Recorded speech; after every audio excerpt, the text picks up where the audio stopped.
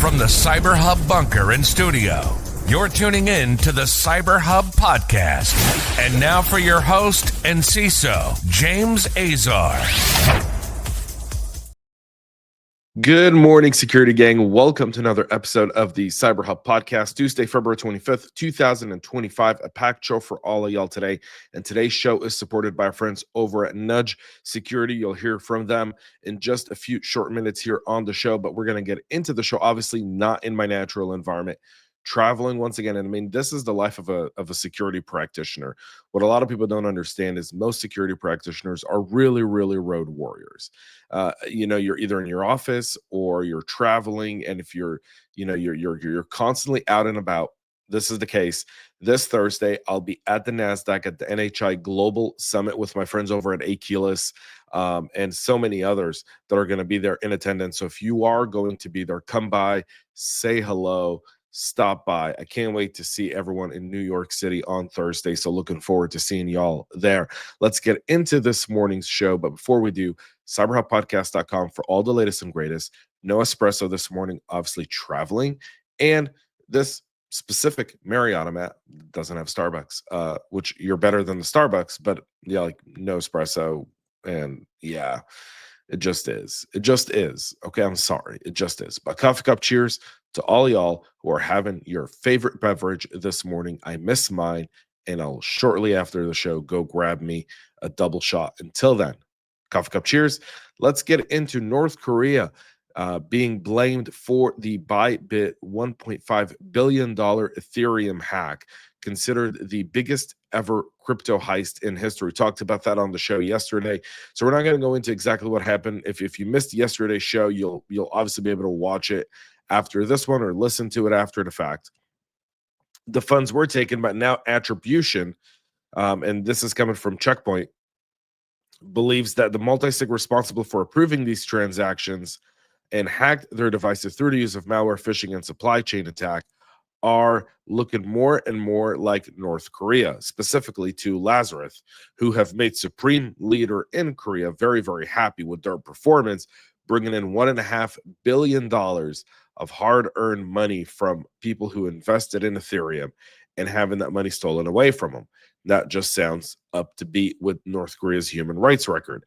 An investigator focusing on crypto attacks and scam known as Zach XBT was among the first to link it to North Korea based on the use of addresses previously attributed to state-sponsored threat actor blockchain intelligence platform TRM Labs determined with high confidence that this was the North Koreans.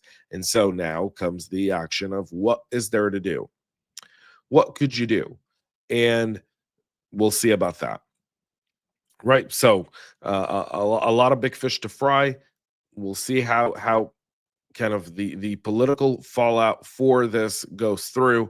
$1.5 billion to fund the North Korean regime sounds like a really good start to their year, per se. There is a security breach. Orange Group, the leading French telecom operator in the EU and in some places outside the EU, is now confirming a breach to their Romania entity after an attacker leaked information. An attacker who uses the alias of Ray and a member of the Hellcat ransomware group leaked this on breach forums, apparently. So one of the leaked information there includes 380,000 unique email addresses, some source code, invoices, contracts, customer and employee information. It seems like they've been able to get their hands on a whole lot of things. Now, obviously, they operate separate entities in different countries, so this is only limited to Romania. Doesn't make it worse, doesn't make it better. Just that's the system they were able to infiltrate. Some samples shared with Bleeping Computer would show email addresses from former, sorry, I can't talk this morning, and current Orange Romania employees, partners, and contractors, along with some partial details for payment cards belonging to some customers. Now, again, if they follow PCI compliance global, then all you should have there is the last four of the card, and that's really useless at the end of the day. Some of the data was quite old, so this could have been an old database or something there. And again, a lot of times on breach forums, what a lot of these threat actors like to do is post a big logo, like kind of how cybersecurity companies do. They'll post a logo saying, this is our customer. This is who we breached. Give us our credit.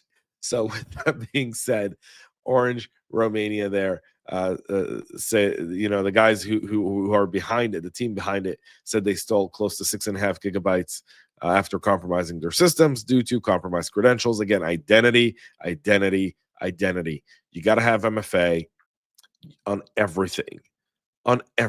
You cannot just have MFA for email or prod and not have MFA everywhere else. You got to have MFA everywhere in your environment, app-based MFA, preferably not text-based, and that'll help reduce a lot of these risks that we constantly see. We'll continue with what I consider to be the kind of stuff we've talked about here. So if you recall, about a month ago, maybe a little bit under a month, we talked about these cyber sweatshops that are kind of on the border of Thailand and Myanmar, where over 100,000 people are being held captives. They're kidnapped people. They're forced to work scams, which are run by about 30 to 40 different Chinese criminal gangs. Some of these activities include social engineering, running fake gaming sites, working on crypto mining, among other things. So they're essentially kind of offer these people a job, say they're taking them somewhere, but really in all reality, it's modern day slavery and it's cyber sweatshops. And that's a tragedy, right? So the Thai police, in an effort in what we talked about, said, we're going to turn off the electricity and fuel supplies to these sites to essentially starve them out. And now Thailand is saying they expect to receive nearly 7,000 victims in a first wave of releases from the capitulating scam sites in the coming weeks, with more to come in the next few months. There's approximately 100,000 victims in these sites. They'll be sent over to the Thai side of the border. They'll be screened and then sent back to their home countries, according to Thai police. The Interpol announced Operation Stormmakers 2, which was a coordinated effort between 27 individual Asian countries targeting cyber fraud operations that also engage in human trafficking. So, nonetheless, now these are folks that are targeting Asia. So they're Chinese speakers, they're Thai speakers, they're Japanese speakers. They speak in Philippines. They speak, a whole bunch of languages that are around that part. So these aren't, the call centers that are, you see some in our industry kind of go after in India and Pakistan. That's not the case here. These are targeting specifically people in Asia. And a lot of them are trapped in Laos, the Philippines, and Thailand.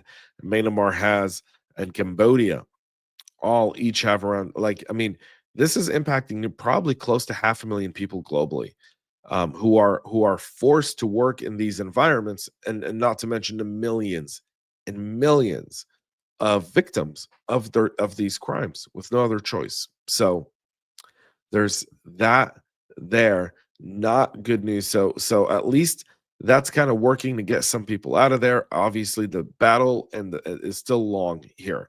And now, folks, for a quick message from our friends over at Nudge Security. Hey, security gang. I'm so happy to welcome back Nudge Security to the show. And let's talk a little bit about identity risks, data security risks, and third-party risks, and what do they all have in common. They're made a whole lot worse by SaaS sprawl. Every new SaaS account adds a new identity to secure a new place where sensitive data could end up, and a new vendor risk management assessment you need to complete. Nudge Security addresses those risks at the source, helping you to protect and manage all of your apps, identities, and data anywhere and everywhere where it can happen. It all starts with discovery. Within minutes of starting your free trial, you'll have a full inventory of every SaaS account ever created by anyone in your org, along with insights into authentication methods, app-to-app integrations, vendor risk insights, and more. My team and I did this last summer. It was absolutely mind-boggling what we found. It helped us really kind of put a plan together and start a method of trying to automate security and governance tasks like detecting risks and misconfiguration. It helped us conduct user access reviews and help us offboard employees from specific apps that we didn't even know existed. It freed up our time for a lot more strategic work and vendor security profiles for every app, even Gen AI tools. It helped us do all of that, and it automated it, which I'm a big fan of. Nudge Security is graciously offering everyone a free 14-day trial by going to nudgesecurity.com/cyberhub. That's nudgesecurity.com/cyberhub. The link is in the show notes as well. Go get your free 14-day trial now. All right, folks, let's continue with the show.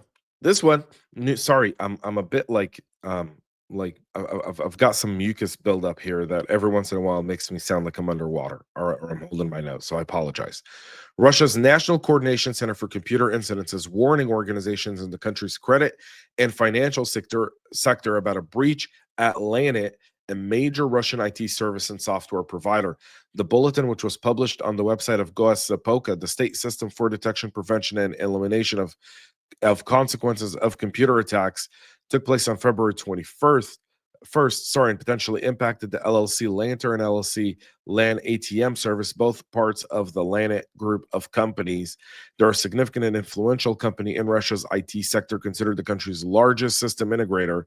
Its clientele has entities like the Russian Ministry of Defense and major players in the military-industrial complex, including Rostec, which is why it got sanctioned by Treasury back in May of 2024. These companies specialize in banking technology and services, specializing in software and banking equipment, payment systems, and automated teller machines. So this breach is there. Now, if you recall, yesterday on the show, we talked about the guys over at Black Basta kind of going dark. And one of the things in that chat log in the Black Basta was the fact that some of these Russian attackers were still doing attacks on the motherland of Russia, and that caused kind of a friction between some of these criminals. So there's that there. So Russia kind of putting out a warning, and it's kind of awkward because we typically don't see it from Russia. They'll typically, put out a very blanket statement saying so-and-so tried to hack or so-and-so was able to hack and we stopped it and there's no impact. Here, they're actually really kind of disclosing it almost like a Western democratic nation would. So a little awkward, but nonetheless, still news. CISO on Monday added the Oracle Agile Product Lifecycle Management, the PLM software flaw, to its KEF catalog. That's CVE 2024-20953. It was patched in January of last year of 2024. It's described as a high-severity deserialization issue that could allow a low-privileged attacker to execute arbitrary code and take over the software. The issue was reported to Oracle through Trend Micro's zero-day initiative, which disclosed very limited technical details back in February of last year. Now it appears that there's active exploitations of this CVE, and people are urged to patch it up if they haven't quite yet. Ransomware attacks on manufacturing, oil and gas, and other industrial sectors jumped significantly in 2024, according to a report from Dragos. Robert Lee shared that nearly 1,700 ransomware attacks successfully breached industrial organizations last year. These are measured by attackers' post on dedicated leak sites. That's an increase of 87% over the previous year, according to an OT ICS report published by Dragos. The breaches led to 25% of affected sites to halt operations, while 75% of attacks caused operational disruption to some degree, the company's report stated. These are some conservative estimates, according to Robert Lee, who said this during a press call. In tandem with the surge in attacker interest directed at OT systems, many of those systems still remain vulnerable. A second report released last week by Clarity says in a study of 1 million OT devices, they found that 40% of organizations have at least one asset insecurely connected to the internet, and about a third have an asset connected to the internet that has a known exploited vulnerability. So there's that there. A lot of why this happens is there's some emergency, there's some maintenance issue or production. Very, very true. I mean, it's really, really hard to take down a manufacturing line that's supposed to operate 24/7, 365. And so you end up with stop gaps or mitigations that don't always hold, or the mitigation is then later on changed to something else because they have to address something else and no one's really paying attention to the log of things that are happening, and then that vulnerability is reintroduced and access is given to threat actors. So again, something really important to note here: they're not physically hacking these OT devices. That's the other thing. They're kind of at that line that separates IT and OT, at that intersection. That's what they're hitting, and when they hit that, it has significant operational disruptions. So something to keep in mind if you're in the OT space. A massive botnet of over 130,000 compromised devices is conducting a password spray attack against Microsoft 365 accounts worldwide. They're targeting basic authentication to evade MFA. This is coming from Security Scorecard, who says attackers are leveraging credentials stolen by an info stealer malware to target attacks at large. And you can obviously see here the failed login attempts by the botnet, and this is all over, right? It's coming from all over, from Colombia, from Brazil, from Burkina Faso, from Louisiana, Hungary, Arkansas, Argentina, Vietnam, and so many other places. So again, password spraying attack are a thing. They're really easy to mitigate, by the way. Just set a rule. Just set a rule. That's all it is. Set a rule in any basic identity provider. It'll let you know when you're going through this. And then when you're able to go through and refresh the passwords, reinforce MFA, shut down that IP address from ever hitting you again, or, report it to law enforcement until they'll take down the botnet at some point. So there's that. And our final few stories this morning is OpenAI is releasing another report describing the action it took to prevent the abuse of AI by some U.S. adversaries. This new report, dubbed peer review by OpenAI, accounts were leveraged to aid the redevelopment and distribution of some spying tools. According to OpenAI, ChatGPT was used to edit and debug code of what appeared to be AI tools designed to ingest and analyze posts and comments from social media platforms like X, Facebook, Telegram, Instagram, YouTube, and Reddit in search of conversations on Chinese political and social topics. Again, China's desire to silence anyone criticizing it doesn't stop, right? That's beyond the economic and adversarial threat that China holds to the Western free world, right? China wants to silence speech altogether. If you criticize China, you have a low social score and you're sent to the edge of the country to rot in some little village with no access to anything and no ability to improve your life or your family's life, and they're all damned. So while surveillance tools appear to leverage AI, OpenAI said they are not actually powered by the company's services. They're only used for debugging and creating promotional material. They're then used on different platforms. So AI put a stop to that. They also shut down a ChatGPT account used by Iranian hackers to conduct research into how to attack ICS systems. So all in all, they also shut down accounts related to North Korea and their IT worker scheme. So there's that. And Secretary of Defense Pete Hegseth recently backing the Biden-era plan to revamp U.S. Cyber Command, but instead of giving them, 6 to 8, 9 months or a year is what it was, he's giving them until next month, essentially, to come out with details of how to do it. So Hegseth was briefed on the overhaul known as Cyber Command 2.0. We talked about it here late last year on the show. This was something that was approved by Lloyd Austin late last year, right after the election. In fact, he approved it. And it looks like SecDef Pete Hegseth is looking at that, and he likes it. So the Pentagon had 180 days to do it. Hegseth was like, nope, 45 days. Get it done in 45 days. The new deadline surprised Cyber Command leadership, cuts the prep time in half, which means the blueprint will need to be turned over no later than March 22nd. The abbreviated timeline is in keeping with the Trump administration's belief that the U.S. must be more confrontational in cyberspace. And we talked about this. We had an interview that Mike Walls did with Ben Shapiro on the show talking about space and cyber, like things we heard in security talk about.